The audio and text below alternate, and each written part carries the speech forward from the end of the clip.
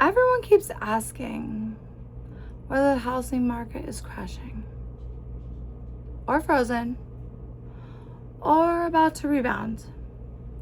But those questions assume that we're in like a normal cycle. We're not. We're in a compression cycle. And compression cycles are intellectually harder than crash cycles. Because crash cycles are obvious. Compression is subtle. And compression removes momentum without creating collapse. It creates tension without creating panic. And when tension feels unstable, even when the underlying structure is not,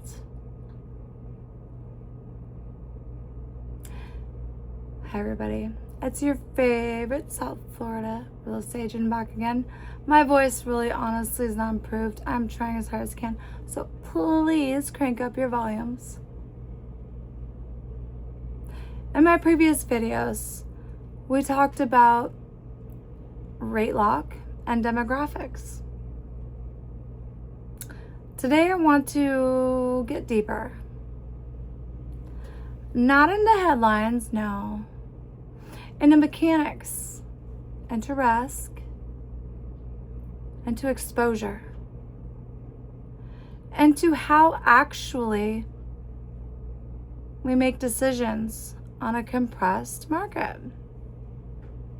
Because the market may be compressed, but your thinking does not have to be. Let's define this properly. A crash cycle is driven by distress. A boom cycle is driven by liquidity. A compression cycle is driven by constraint. And right now, most homeowners have fixed rate mortgages. Many are below 4%. Delinquencies are not surging nationally. Equity levels are historically elevated. Leading standards are tighter than pre-2008. It came up again. Everybody's so worried about it. So we don't have forced liquidation. No. What we have is immobility and suppression. So mobility suppression happens when the cost to move exceeds the perceived benefit of moving. And that rate lock, we'll just call it a rate lock. So, okay, let me just give you an example. Say you have a $400,000 mortgage and you obtained it at 3%. All right, that's pretty good, right? Your principal and interest might be around $1,700 to $1,900, let's call it. At 7%, that jumps closer to $2,600 to $2,800. That's not emotional reluctance. That's mathematical. It's called anchoring. And when millions share that anchor simultaneously, transaction velocity is going to slow. When velocity slows, volume declines. When volume declines, price discovery is going to slow. When price discovery slows, the market feels stuck. That's called compression. It's not a collapse. There is no real neutral position in housing that I can give you, honestly. Buying is exposure. Waiting is exposure. Let's model both. Here's a scenario. Home price to $500,000. Your down payment is $100,000. Your loan is $400,000. You've got a rate of 7%. Okay. Your principal and interest is going to be roughly $2,600-ish. Taxes and insurance, depending on where you are regionally, $3,200 monthly. 5 years, you pay down, roughly $30,000 in principal. And if appreciation is around 3%, home value approaches $579,000. Okay. So now let's model the renting. Rent is, let's say, $2,800. You assume 4% increase annually.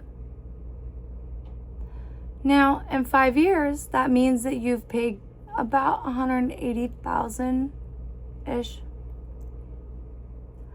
You've built no equity, though. You preserved the liquidity-ish.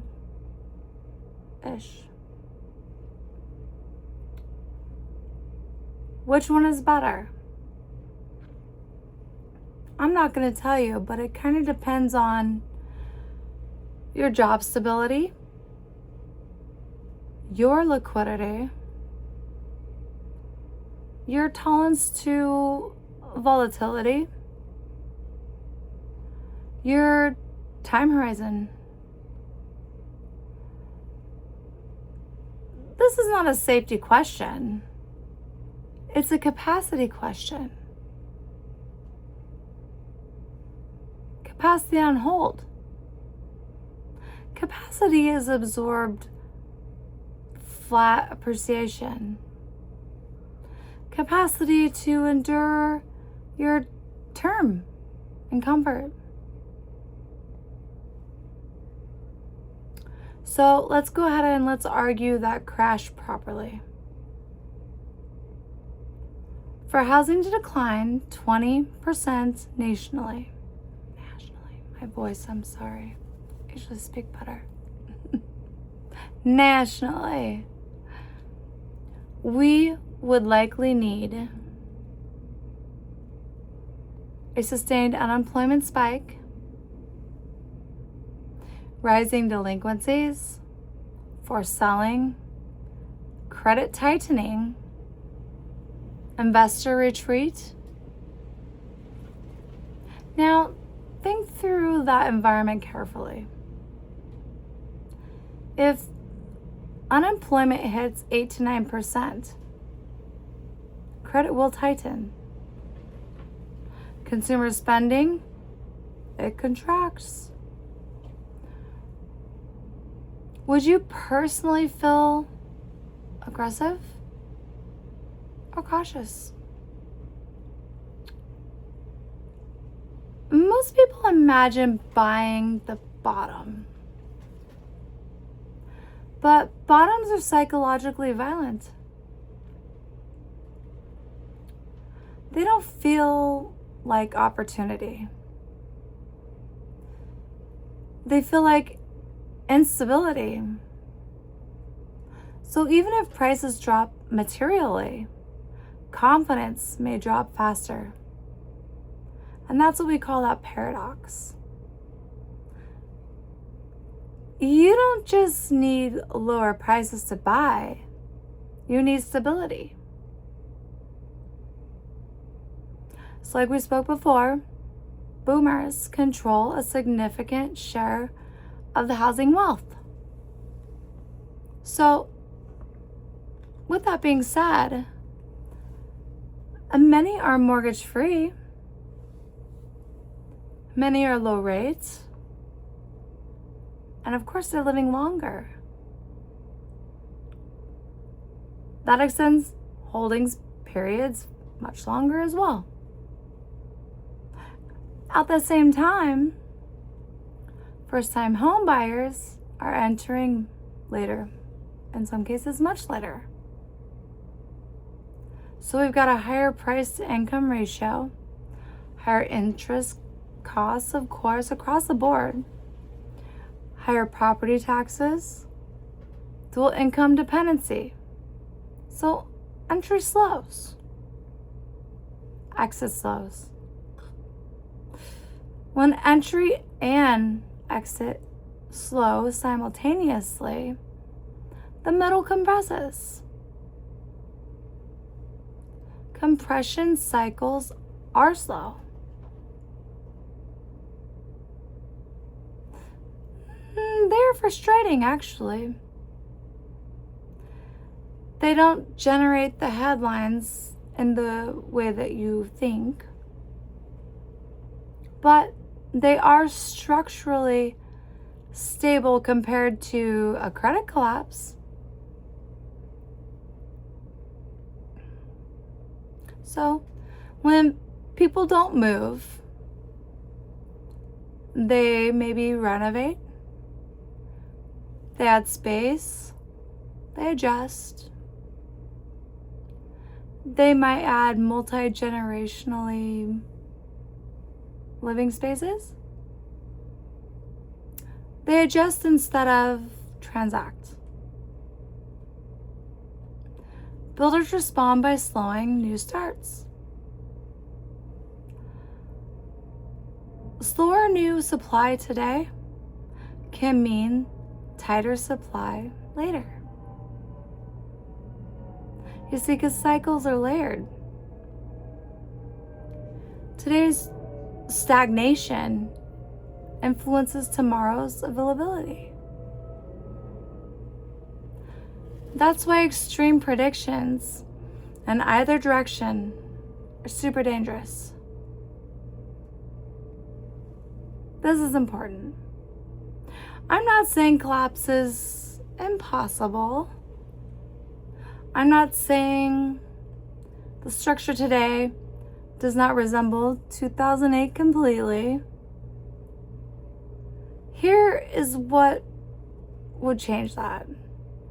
Sustained unemployment above 8%, meaningful delinquency acceleration, forced selling rising nationally, severe credit contraction. Absent those signals, however, gradual recalibration remains more probable than dramatic collapse. That's not optimism, no. That's structural analysis. Now, we move from system to strategy. So, ask yourself, number one, is my income stable for at least 3 years? Number two, can I handle 5 years of flat appreciation? Number three, do I have reserves? Number four, am I buying because of fear or alignment? Number five, would I feel more comfortable if rates stayed elevated longer? So, if those answers are strong, you can move thoughtfully. If not, waiting is not weakness. It's not. Don't let anyone tell you that. It's discipline. And compression cycles like we're in reward discipline.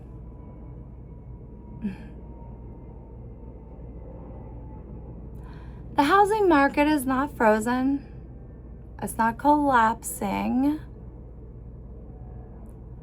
It's in structural compressed section, removes momentum. But it does not remove opportunity. It filters it. I don't believe that the cycle, well, it doesn't remove or reward guessing, put it that way. It rewards alignment. Alignment between your income and obligation. Alignment between your timeline and purchase. Alignment between your tolerance and exposure. You see, I don't think that you're waiting for a rescue. You're positioning intentionally. Because the market may be compressed. I think we can all guarantee that. But I think that we can also guarantee as well that this distinction is big time difference between an intellectual decision and one that's made just out of jest. Anyways, remember guys, I'm your favorite South Florida real estate agent. I love you all. I'm still hoping this voice will come back. Thank you for sticking with me. I will see you again tomorrow. We have a lot more to speak about. And please like, share, comment, all that kind of good stuff. Please subscribe. Let's keep this channel moving. I have many more things to discuss, and hopefully we can all help each other. Have a great morning, afternoon, or evening whenever you're watching me. I love you all. See you tomorrow.